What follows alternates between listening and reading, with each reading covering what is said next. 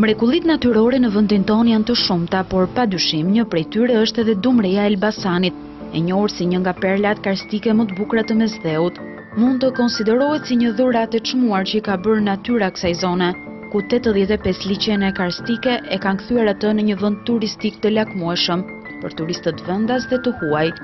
Dimitër Gjoshi është një emigrant që pushimet verore preferon t'i kaloj pikërisht në këtë vend. Vi e frekuentoj lokalin mëngjes për mëngjes, është gjë e rrallë, gjë e bukur. Është pim kafen, është i festlik, i bukuri. Të kodrat, kurorat e këtij vendi. Banorët tregojnë se kjo zonë mbart vlera historike.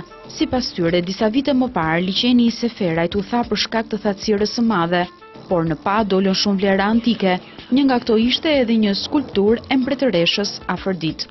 Turizmi në Velesh mund zhvillohet edhe për qytetërimin e hershëm që ka, gjetjet e shumta arkeologjike që janë në zonën e Dumres, qoftë në malin e Gradishit apo në vende të tjera si kishat vjetër, mund të bëhen mjaft mirë pika e referimi për turizmin, jo vetëm për vendin, por edhe për tuajt.